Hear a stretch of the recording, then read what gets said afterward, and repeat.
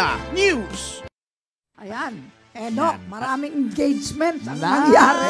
At ayan, buwan ng Oktubre, sadyang napakaraming ganap. Kaya naman siksik ang ating hashtag Pala News! JC! Ayan, umpisahan po natin sa mga naging kaganapan sa pagdalo ng ating punong manananggol pambayan, Persida Acosta, sa Senate Committee on Finance budget hearing on the fiscal year 2024 budget of the Department of Justice and its attached agencies. Please watch this.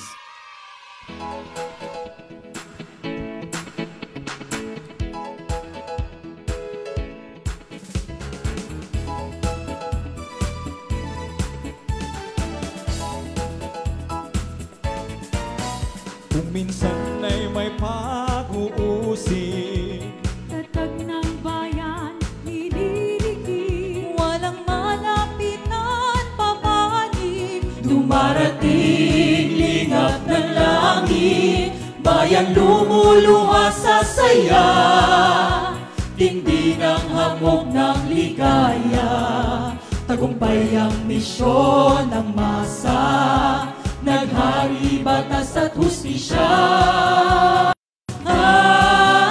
Ang nagbatas ay bumagsak, ang nangapi at tumapak, parang hangin na nagwawasak, na parang sa isamong kumpas. Bayan ay nahango sa tinig, sa lambong sakit na balakid, walang takot sa panganib, tagumpay ng bayan na kami, bayan lumuluha sa saya, tindi ng hamog ng ligaya, tagumpay ang misyon ng masa, naghari batas at hustisya.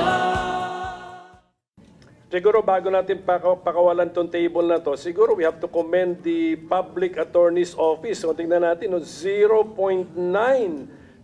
lamang ang unfilled ng ating PAO. So congratulations to PAO.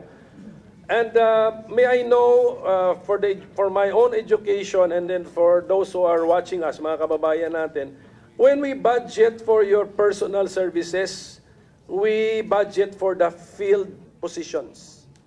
Tama? Or do we budget for the authorized positions?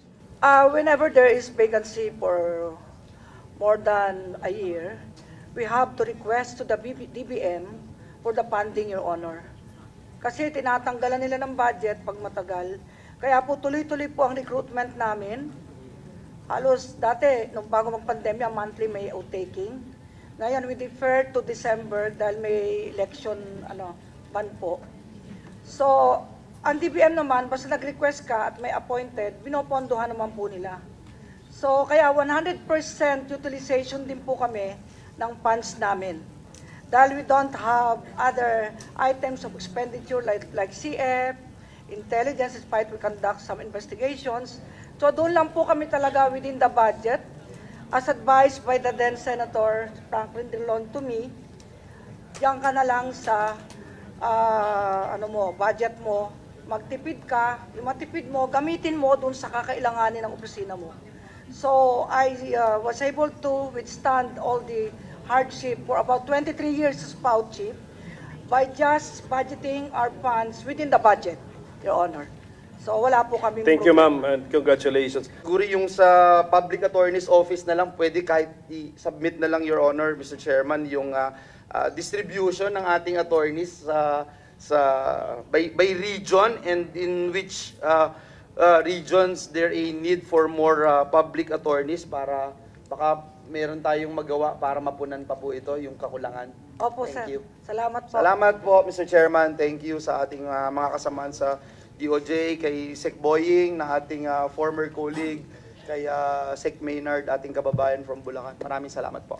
Thank you to Sec Boying and his deputies, USEX, ASEX, and the heads of the bureaus, Solgen Maynard, Commissioner Tancinco, Commissioner Director De Lemos, and the heads of the various attached agencies. Maraming salamat for patiently answering the questions of the Senate. We will favorably endorse your budget to the plenary without prejudice to any augmentation, Sec, as, you can let us know what you need.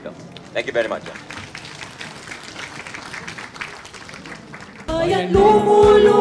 sa saya, tindi ng hamog ng ligaya, tagumpay ang misyon ng masa, naghari batas at hustisya. Bayan lumuluha sa saya.